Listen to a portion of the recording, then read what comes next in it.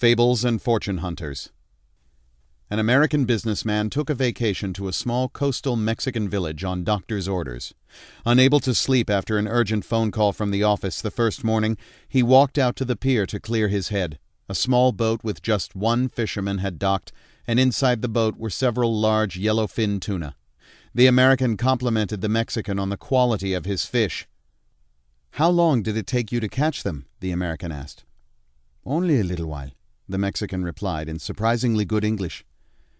"Why don't you stay out longer and catch more fish?" the American then asked. "I have enough to support my family and give a few to friends," the Mexican said as he unloaded them into a basket. "But what do you do with the rest of your time?" The Mexican looked up and smiled. "I sleep late, fish a little, play with my children, take a siesta with my wife Julia, and stroll into the village each evening where I sip wine and play guitar with my amigos. I have a full and busy life, senor."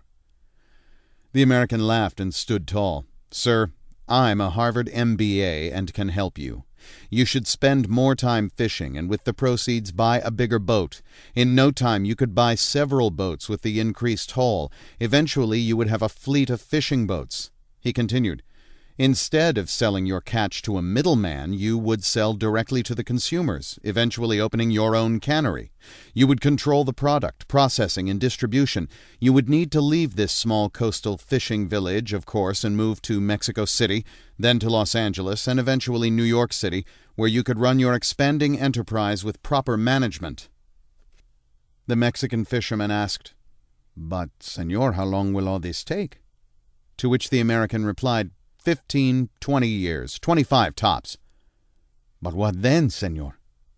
The American laughed and said, "That's the best part. When the time is right, you would announce an IPO and sell your company's stock to the public and become very rich. You would make millions." "Millions, senor? Then what?" "Then you would retire and move to a small coastal fishing village where you would sleep late, fish a little, play with your kids, take a siesta with your wife, and stroll to the village in the evenings where you could sip wine and play your guitar with your amigos." Our deepest fear is not that we are inadequate. Our deepest fear is that we are powerful beyond measure. Beyond measure. I'm gonna show you how great I am. Last night I cut the light off in my bedroom, hit the switch, was in the bed before the room was dark. I'm gonna show you how great I am. Only last week I murdered a rock, injured a stone, hospitalized a brick. I'm so mean I make medicine sick. I'm gonna show you how great I am. This kid's gonna be the best kid in the world. This kid's gonna be somebody better than anybody ever knew. I'm gonna show you how great I am. I have wrestled with an alligator. I done tussled with a whale. I done handcuffed lightning, throw thunder in jail. I'm gonna show you how great I am.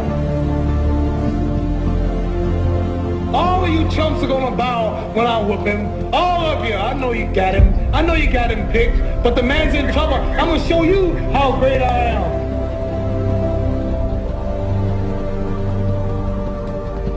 But somewhere along the line, you changed. You stopped being you. You let people stick a finger in your face and tell you you're no good. And when things got hard, you started looking for something to blame, like a big shadow. Let me tell you something you already know. The world ain't all sunshine and rainbows. It's a very mean and nasty place, and I don't care how tough you are, it will beat you to your knees and keep you there permanently if you let it. You, me, or nobody is gonna hit as hard as life. But it ain't about how hard you hit. It's about how hard you can get hit and keep moving forward. How much you can take and keep moving forward. That's how winning is done. Because if you're willing to go through all the battling you gotta go through to get to where you want to get, who's got the right to stop you? I mean, maybe some of you guys got something you never finished, something you really want to do, something you never said to somebody, something. And you're told no, even after you pay your dues. Who's got the right to tell you that? Who? Nobody.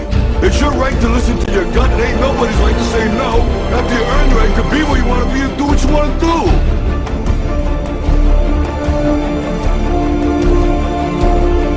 Now, if you know what you're worth, then go out and get what you're worth. But you gotta be willing to take the hits and not pointing fingers saying you ain't where you want to be because of him or her or anybody. Cowards do that, and that ain't you. You're better than that. Our deepest fear is fears that we are powerful beyond measure.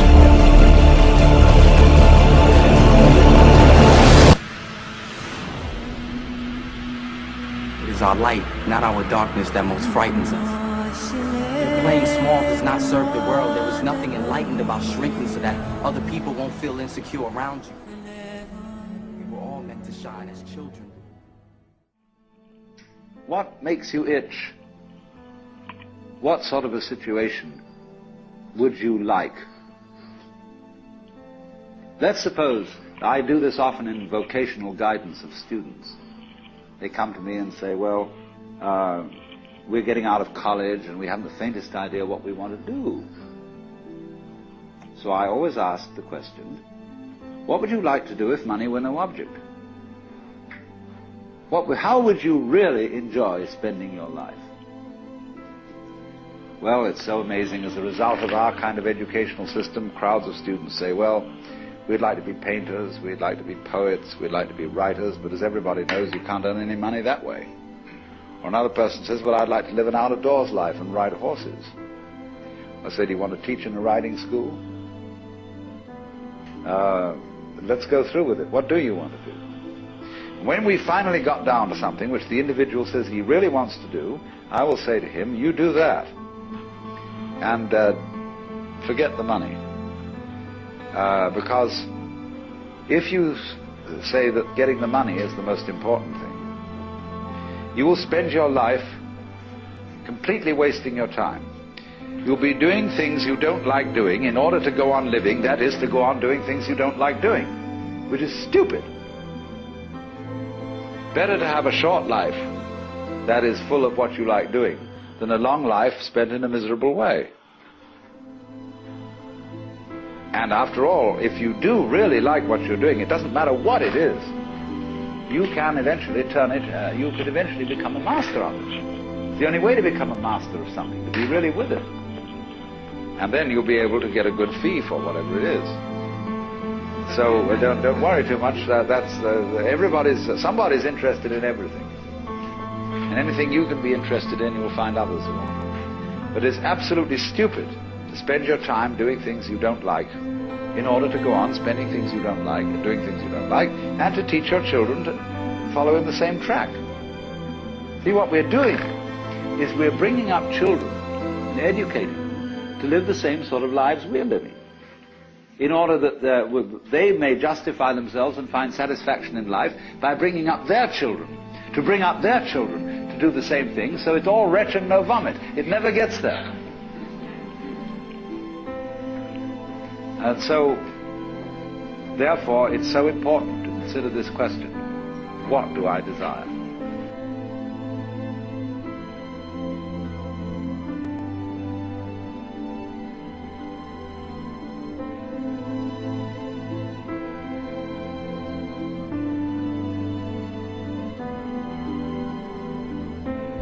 We've got a system of schooling which gives a completely different impression. It's all graded. And what we do is we put the child into the corridor of this grade system with a kind of, come on, kitty, kitty, kitty.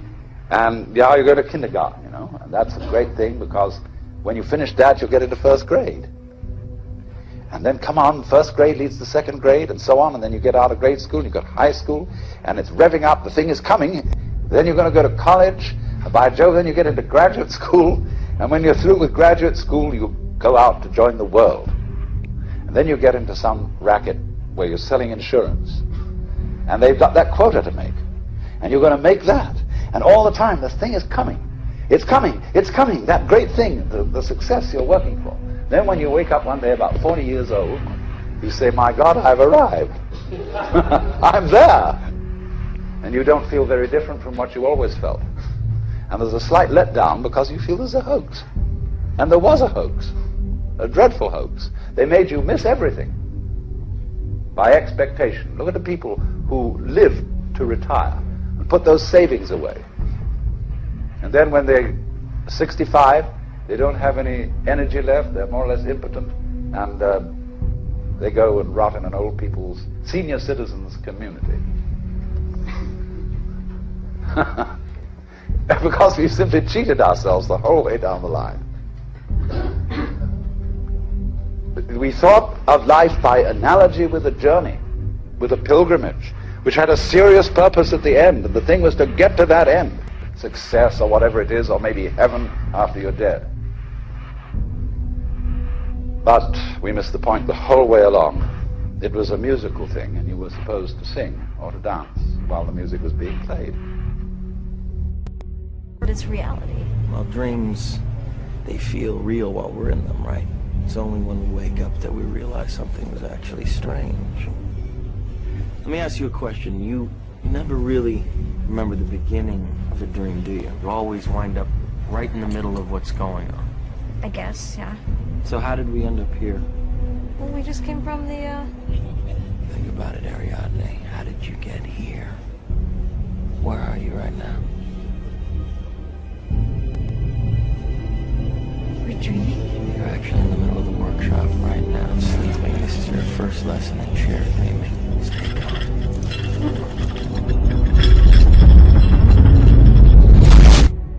Then we start to see reality in a different way. This is a wonderful quote. You were born an original, don't die a copy. So many people do that.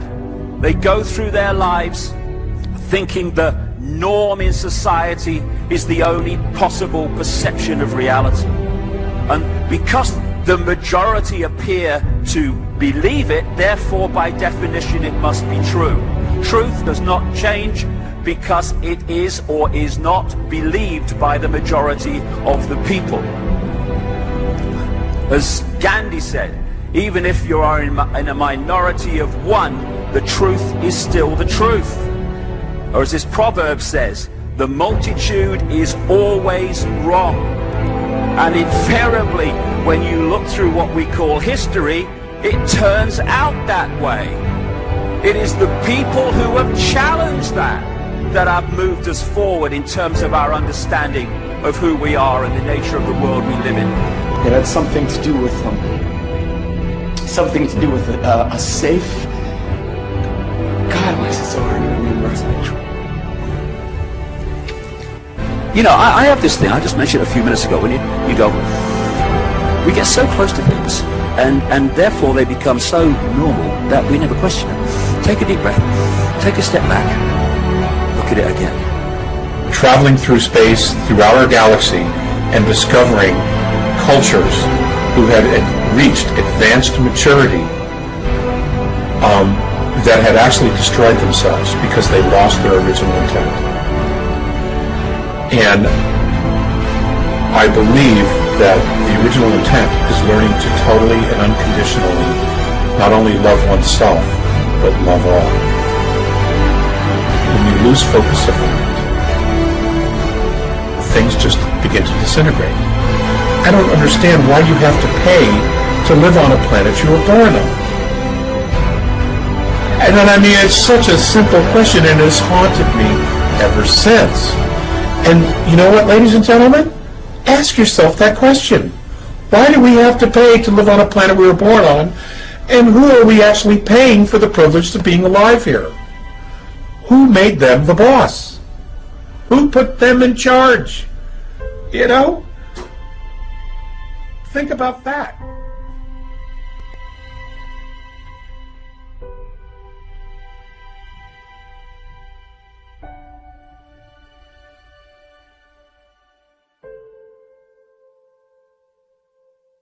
This is Earl Nightingale.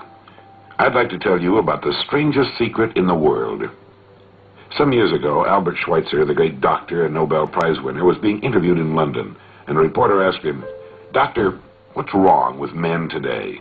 The great doctor was silent for a moment, and then he said, "Men don't think." And it's about this that I want to talk with you. We live today in a golden age. This is an era that man has looked forward to, dreamed of, and worked toward for thousands of years. But since it's here, we pretty well take it for granted. Ours is a land of abundant opportunity for everyone. But you know what happens? Let's take 100 men who all start even at the age of 25. If you asked any one of them if he wanted to be a success, he'd tell you that he did. And you'd notice that he was eager toward life, There was a certain sparkle to his eye, an erectness to his carriage, and life seemed like a pretty interesting adventure to him. But by the time these 100 men reach the age of 65, only 5 will have made the grade. Only 5 are successful.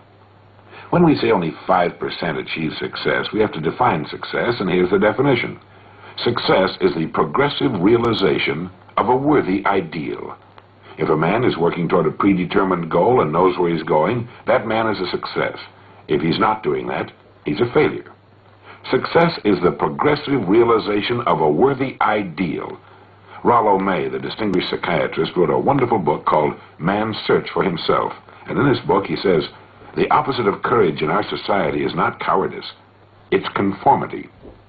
A survey was made one time that covered a lot of men, working men, and these men were asked, why do you work? Why do you get up in the morning? 19 out of 20 had no idea. They simply said, everyone goes to work in the morning, and that's the reason they do it, because everyone else is doing it. And there you have the trouble today. It's conformity. People acting like everyone else without knowing why, without knowing where they're going. Now, we learn to read by the time we're 7. We learn to make a living by the time we're 25. Usually, by that time, we're not only earning a living, we're supporting a family. And yet, by the time they're 65, the great majority hasn't learned how to become financially independent in the richest land that has ever been known. Why? They conform. They're acting like the wrong percentage group, the 95% who don't succeed. Why do these people conform? Well, let's get back to our definition of success. Who succeeds? The only man who succeeds is the man who is progressively realizing a worthy ideal.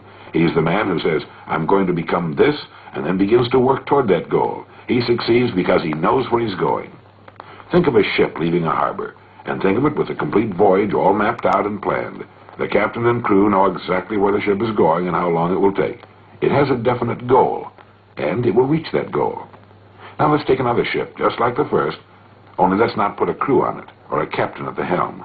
Let's give it no aiming point, no goal, no destination. We just start the engines and let it go. I think you'll agree with me that if it gets out of the harbor at all, it will wind up on some deserted beach, a derelict. It can't go anyplace because it has no destination and no guidance. And it's the same with a human being. I'll tell you who the successful people are. A success is the school teacher who's teaching school because that's what he or she wanted to do. The success is the woman who's a wife and mother because she wanted to become a wife and mother and is doing a great job of it. The success is the man who runs the corner gas station because that's what he wants to do. The success is the successful salesman who wants to become a top-notch salesman and grow and build with his organization. A success is anyone who is doing deliberately a predetermined job because that's what he decided to do deliberately. But only 1 out of 20 does that. That's why today there really isn't any competition unless we make it for ourselves. Instead of competing, all we have to do is create. For 20 years, I looked for the key which would determine what would happen to a human being. Was there a key, I wanted to know, which would make the future a promise that we could foretell to a large extent?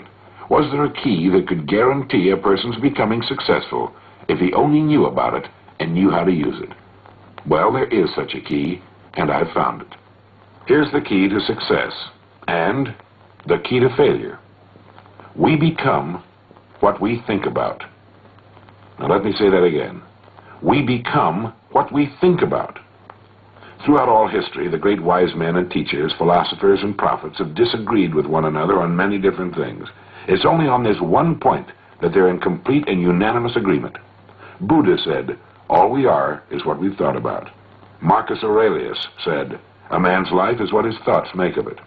Disraeli said, everything comes if a man will only wait. I've brought myself by long meditation to the conviction that a human being with a settled purpose must accomplish it, and that nothing can resist a will that will stake even existence for its fulfillment. Ralph Waldo Emerson said this, a man is what he thinks about all day long. William James said, the greatest discovery of my generation is that human beings can alter their lives by altering their attitudes of mind. And George Bernard Shaw said, people are always blaming their circumstances for what they are. I don't believe in circumstances. The people who get on in this world are the people who get up and look for the circumstances they want, and if they can't find them, make them. Well, it's pretty apparent, isn't it? We become what we think about. It stands to reason that a person who's thinking about a definite and worthwhile goal is going to reach it, because that's what he's thinking about, and we become what we think about. Conversely, the man who has no goal, who doesn't know where he's going, and whose thoughts must therefore be thoughts of confusion and anxiety and fear and worry, becomes what he thinks about.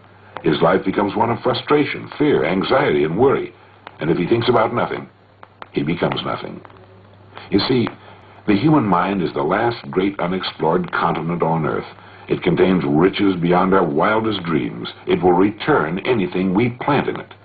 Now, you might say, but if that's true, why don't people use their minds more? Why don't they till their fertile mental soil? We have the answer to that, too. Our mind comes as standard equipment at birth. It's free, and things that are given to us for nothing we place little value upon. Things that we pay money for, we value. The paradox is that exactly the reverse is true. Everything that's really worthwhile in life came to us free. Our minds, our souls, our bodies, our hopes, our dreams, our ambitions, our intelligence, our love of our families and children and friends. All these priceless possessions are free. But the things that cost us money are actually very cheap and can be replaced at any time. A good man can be completely wiped out and make another fortune. He can do that several times. Even if our homes burn down, we can rebuild them. But the things we got for nothing, the really valuable possessions, we can never replace. The human mind isn't used merely because we take it for granted. It can do any kind of a job we assign to it, but generally speaking, we use it for little jobs instead of big important ones. Universities tell us that most of us are operating on about 10% of our abilities. Decide now, what is it you want? Plant your goal in your mind. Give yourself direction and a destination. It's the most important decision you'll ever make in your life. You see, the very law that gives us success is a two-edged sword. We must control our thinking. The same rule that can lead a man to a life of success, wealth, happiness, and all the things he's dreamed of for himself and his family, that very same law can lead him into the gutter. It's all in how he uses it, for good or bad. This is the strangest secret in the world. Remember these words from the Sermon on the Mount, and remember them well. Keep them constantly before you. Ask, and it shall be given you. Seek, and ye shall find. Knock, and it shall be opened unto you. For every one that asketh receiveth, and he that seeketh findeth, and to him that knocketh it shall be opened. It's as marvelous and as simple as that. In fact, it's so simple that in our seemingly complicated world, it's difficult for an adult to understand that all he needs is a purpose and faith. Above all, don't worry. Worry brings fear, and fear is crippling. The only thing that can cause you to worry is trying to do it all yourself. Know that all you have to do is hold your goal before you. Everything else will take care of itself. Remember also to keep calm and cheerful. Don't let petty things annoy you and get you off course. Prosperity is founded upon a law of mutual exchange. Any person who contributes to prosperity must prosper in turn himself. Sometimes the return will not come from those you serve, but it must come to you from someplace, for that's the law. For every action, there is an equal and opposite reaction. There are no exceptions to a law. You can drive down any street in America, and from your car estimate the service that's being rendered by the people living on that street. Had you ever thought of this yardstick before? It's interesting. Once this law is fully understood, any thinking person can tell his own fortune. If he wants more, he must be of more service to those from whom he receives his return. If he wants less, he has only to reduce this service. This is the price you must pay for what you want. If you believe you can enrich yourself by deluding others, you can end only by deluding yourself. It may take some time, but just as surely as you breathe, you'll get back what you put out. The prisons and the streets where the lonely walk are filled with people who tried to make new laws just for themselves. We may sometimes avoid the laws of men, but there are greater laws that can't be broken. One time I heard Grove Patterson, the editor-in-chief of the Toledo Daily Blade, make a speech. And as he concluded his speech, he said something that I've never forgotten. He said, "My years in the newspaper business have convinced me of several things. Among them, that people are basically good, and that we came from someplace and we're going someplace. So we should make our time here an exciting adventure. The architect of the universe didn't build a stairway leading nowhere." And the greatest teacher of all, the carpenter from the plains of Galilee, gave us the secret time and time again. As ye believe, so shall it be done unto you.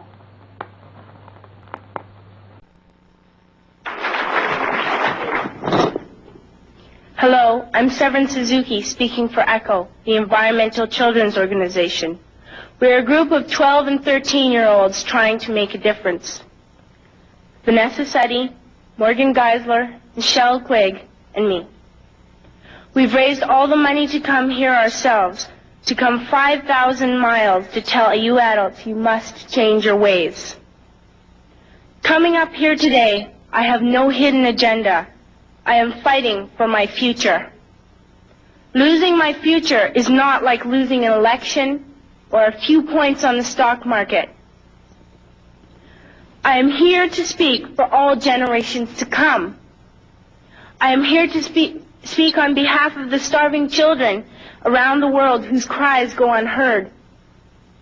I am here to speak for the countless animals dying across this planet because they have nowhere left to go.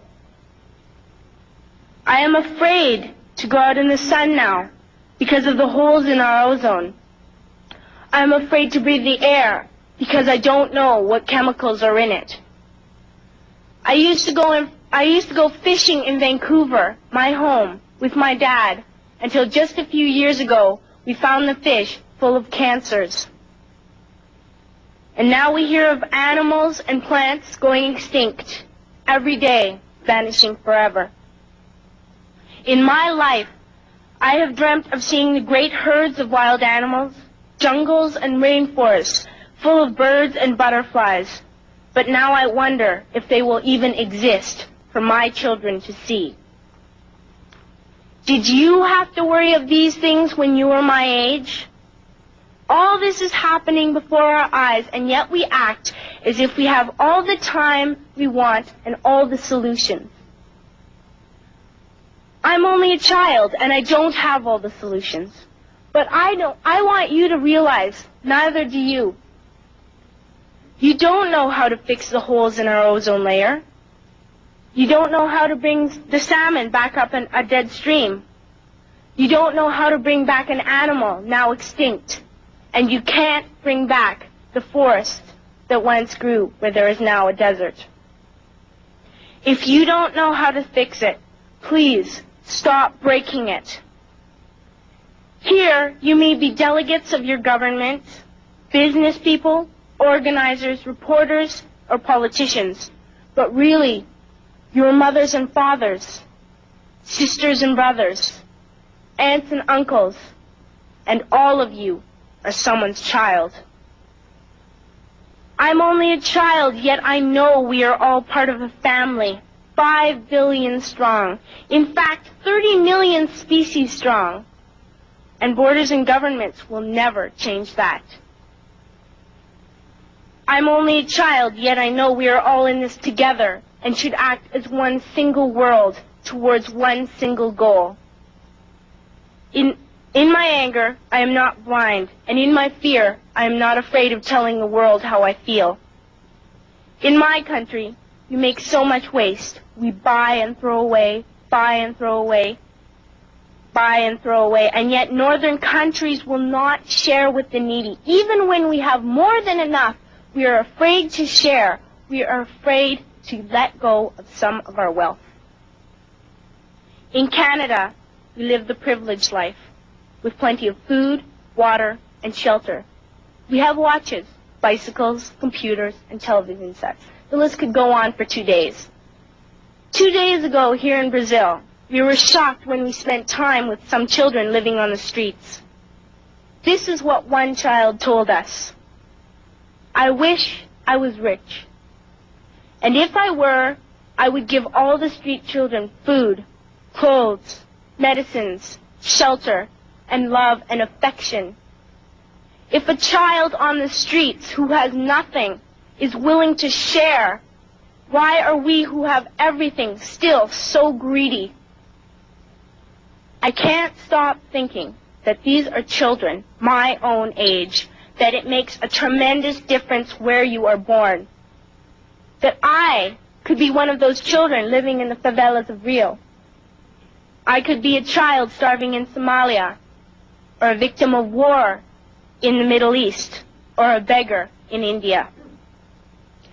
I am only a child, yet I know if all the money spent on war was spent on finding environmental answers, ending poverty, and finding treaties, what a wonderful place this earth would be. At school, Even in kindergarten, you teach us how to behave in the world. You teach us not to fight with others, to work things out, to respect others, to clean up our mess, not to hurt other creatures, to share, not be greedy. Then why do you go out and do the things you tell us not to do? Do not forget why you are attending these conferences, who you're doing this for. We are your own children. You are deciding what kind of a world we are growing up in. Parents should be able to comfort their children by saying, everything's going to be all right. It's not the end of the world, and we're doing the best we can. But I don't think you can say that to us anymore. Are we even on your list of priorities? My dad always says, you are what you do, not what you say.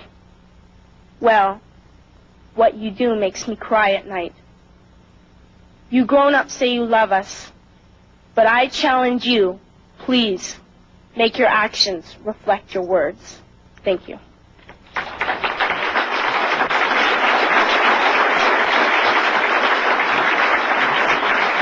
The dictator of Tomania, the conqueror of Austerlitz, the future emperor of the world. You must speak. I can't. You must. It's our only hope. Hope.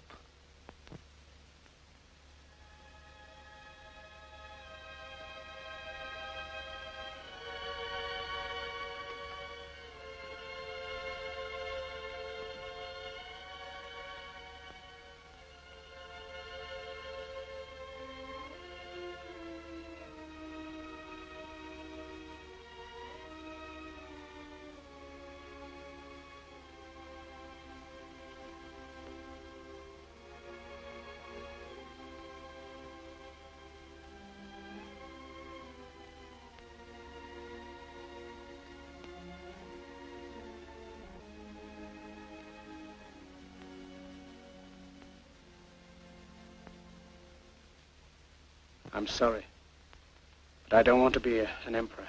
That's not my business. I don't want to rule or conquer anyone. I should like to help everyone if possible. Jew, Gentile, black man, white. We all want to help one another. Human beings are like that. We want to live by each other's happiness, not by each other's misery. We don't want to hate and despise one another. In this world there's room for everyone, and the good earth is rich and can provide for everyone. The way of life can be free and beautiful, but we have lost the way. Greed has poisoned men's souls, has barricaded the world with hate, has goose-stepped us into misery and bloodshed. We have developed speed, but we have shut ourselves in. Machinery that gives abundance has left us in want. Our knowledge has made us cynical, our cleverness hard and unkind. We think too much and feel too little. More than machinery, we need humanity. More than cleverness, we need kindness and gentleness. Without these qualities, life will be violent, and all will be lost. The aeroplane and the radio have brought us closer together. The very nature of these inventions cries out for the goodness in men, cries out for universal brotherhood, for the unity of us all. Even now, my voice is reaching millions throughout the world, millions of despairing men, women, and little children, victims of a system that makes men torture and imprison innocent people. To those who can hear me, I say, do not despair. The misery that is now upon us is but the passing of greed, the bitterness of men who fear the way of human progress. The hate of men will pass, and dictators die, and the power they took from the people will return to the people. And so long as men die, liberty will never perish. Soldiers, don't give yourselves to brutes, men who despise you, enslave you, who regiment your lives, tell you what to do, what to think, and what to feel, who drill you, diet you, treat you like cattle, use you as cannon fodder. Don't give yourselves to these unnatural men with machine minds and machine hearts. You are not machines. You are not cattle. You are men. You have the love of humanity in your hearts. You don't hate, only the unloved hate, the unloved and the unnatural. Soldiers, don't fight for slavery, Fight for liberty. In the 17th chapter of St. Luke it is written, the kingdom of God is within man, not one man nor a group of men, but in all men, in you. You, the people, have the power to create machines, the power to create happiness. You, the people, have the power to make this life free and beautiful, to make this life a wonderful adventure. Then in the name of democracy, let us use that power. Let us all unite. Let us fight for a new world, a decent world, that will give men a chance to work, that will give youth a future and old age a security. By the promise of these things, brutes have risen to power, but they lie. They do not fulfill that promise. They never will. Dictators free themselves, but they enslave the people. Now let us fight to fulfill that promise. Let us fight to free the world, to do away with national barriers, to do away with greed, with hate and intolerance. Let us fight for a world of reason, a world where science and progress will lead to all men's happiness. Soldiers, in the name of democracy, let us all unite!